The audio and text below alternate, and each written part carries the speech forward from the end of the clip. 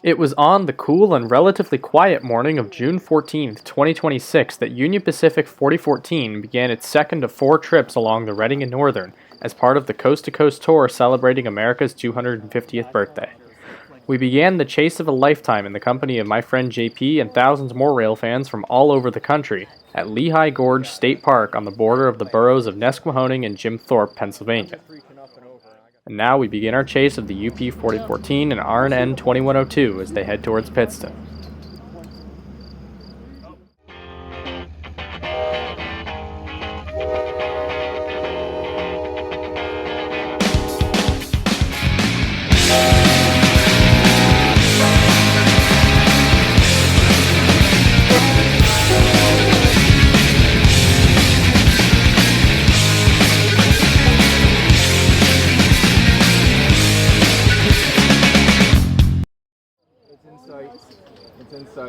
Before the 4014, however, we would first see Reading and Northern 2102 shortly after 9 a.m. Sadly, due to my unfamiliarity with my brand new camera and lens, I did not notice that my autofocus was not on at the time of recording, resulting in a poor shot. The 2102 is a Reading T1 class with a 484 wheel arrangement, rebuilt from a 280 consolidation type by the Reading Company in September 1945.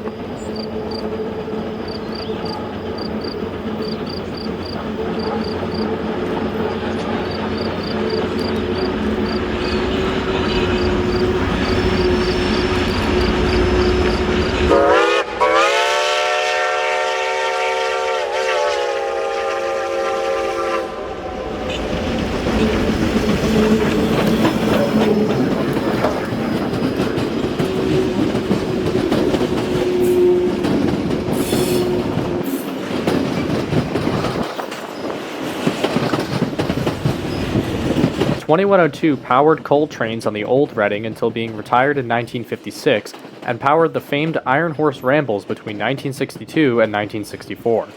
She was then sold to Steam Tours of Akron, Ohio, and ran various fan trips before being sold again in 1985 to the modern-day Reading, Blue Mountain, and Northern. She was stored in 1991 when her boiler flue time expired, and was restored to operating condition again beginning in February 2016. The locomotive returned to service in April of 2022. Behind the 2102 are a pair of R&N's EMD SD50-2s 5020 and 5018. All 4 of the SD50-2s were painted into the Fast Freight service scheme between 2020 and 2021 to promote North Reading Fast Freight, or NRFF. 5020 was built in August 1984 as Baltimore and Ohio SD50 8592 and was passed to CSX in the 1980 merger. It was rebuilt to an SD50-2 before being sold to R&N around 2019. 5018 was built in January 1983 as Seaboard System 8507, later joining CSX via another merger and following the same path as the 5020. And now the main event, captured from above by my DJI Mavic Mini, the Hudson.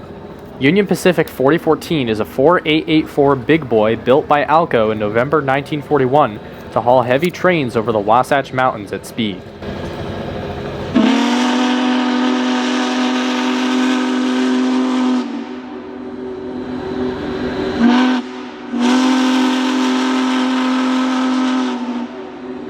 The 4014 needs almost no introduction. It's quite easy to agree when told that it is the largest operating steam locomotive in the world. Due to the locomotive's massive size, the forward set of drivers is capable of swinging completely independently of the rigid boiler and frame, as you will see here. Locomotives like this are known as articulated steamers. The tight sweep of this curve results in an extremely slow, cautious move through the gorge, making for an excellent show. There were even rumors that the 4014 would not make the curve at all.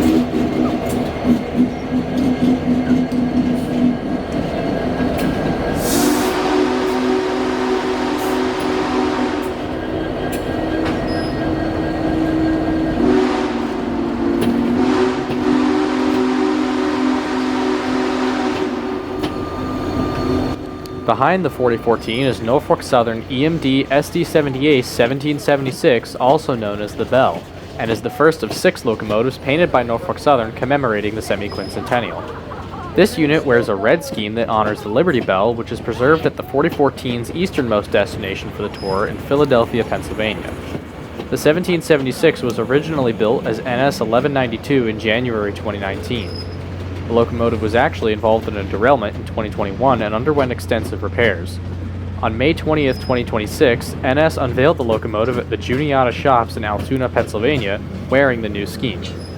Trailing it is the somewhat underwhelming Union Pacific equivalent. This 1776 is an EMD SD70M built in December 2000 as 4164. It wears a variant of the Union Pacific's previous corporate paint scheme, with the only additions being 3 America 250 stickers on the cab sides and the rear of the long hood. You'll notice a green observation car trailing the UP and NS private cars making up the rest of the train. That is the Marco Polo, which was built by the Pullman Company in 1927 and was famously used by President Franklin Delano Roosevelt for his whistle-stop speeches in the 1930s, which were given right from the observation deck of this car. It had sat stationary for over 30 years prior to 2026, when Norfolk Southern restored it to join their entourage on the end of 4014's consist as it traversed their system. The car was never structurally modified or heavily rebuilt, unlike most heavyweight rail cars of the era, allowing its authentic character to be preserved.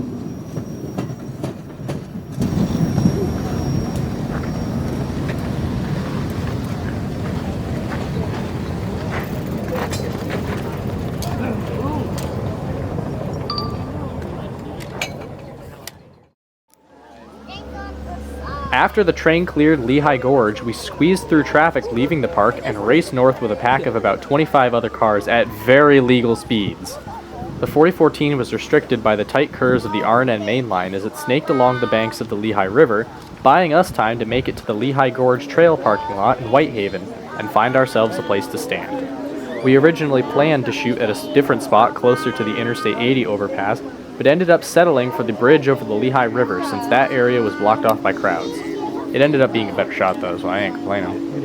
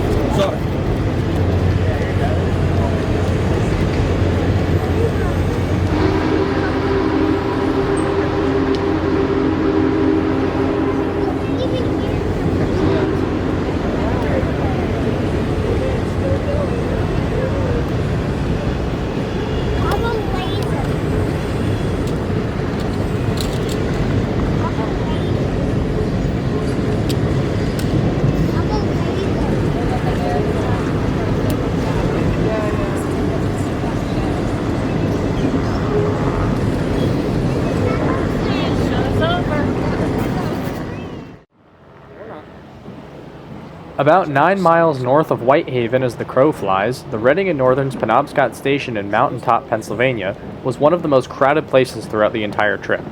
The reason behind this several-mile-long line of parked cars along either side of Route 437 and the gridlock of people that filled every possible access point on the railroad right-of-way was that this was the beginning of 4014 and 2102's side-by-side journey into Pittston. And no, none of what I just described previously was exaggerated in any way. This was quite literally the best and worst possible place to be. Somehow, JP and I managed to find an area that wasn't swamped with people thanks to police presence, and set up a beautiful shot around the corner and under the signal gantry.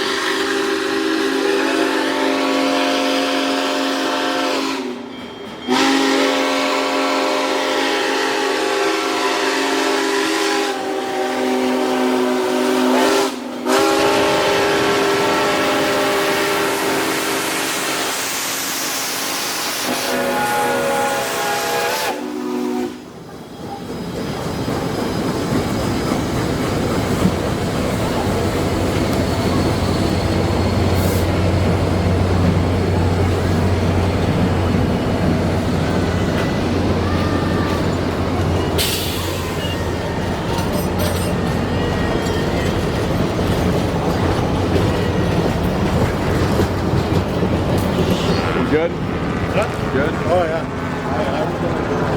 I'm not a big fan of it. Thank you, guys. Over 140 decibels of noise just blasted our eardrums, and as you heard there, the camera's microphone was not very pleased by it.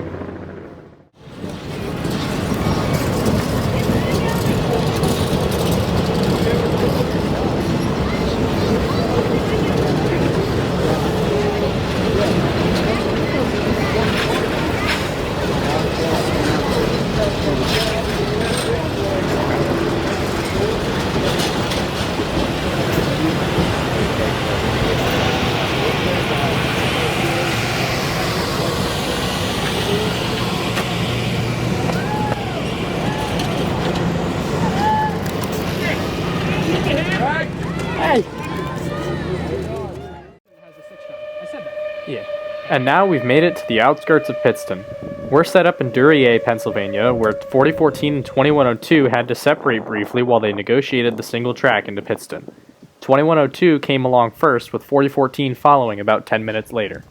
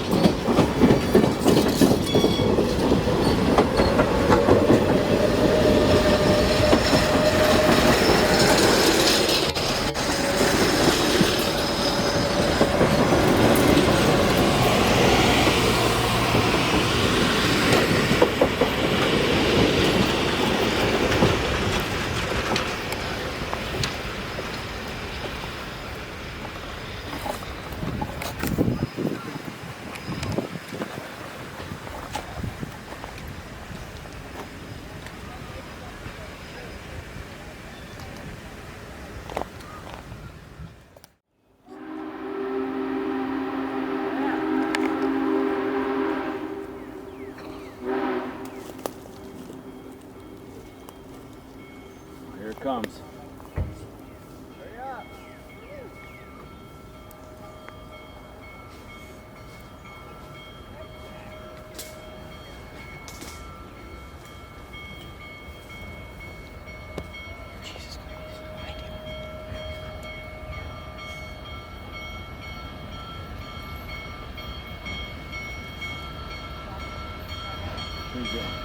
Back a little further.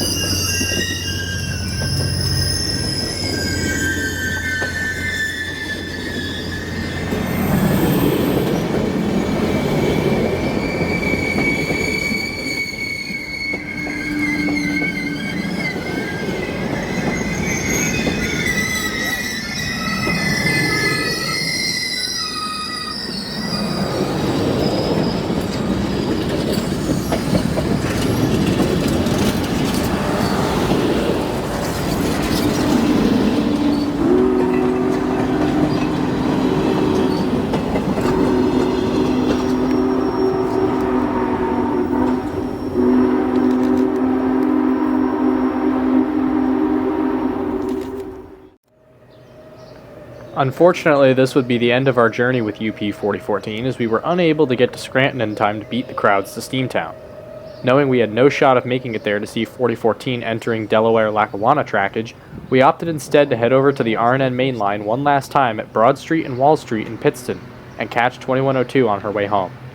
We had originally planned to chase her all the way back to Nesquehoning, but due to fatigue and the prospect of potential severe weather, we decided to cut short and head home directly from Pittston.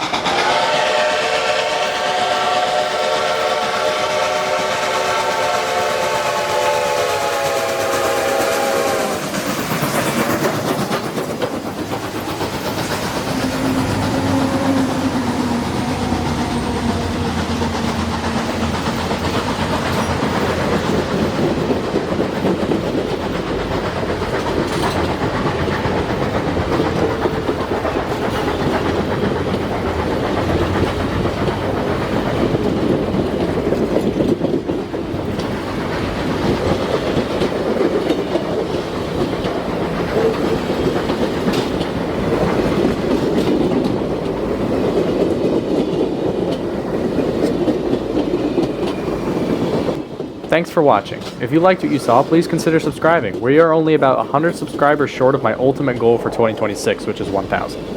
And I apologize for the lower than expected quality of this video. The lens I had bought for my new camera was a piece of garbage and I returned it immediately after this.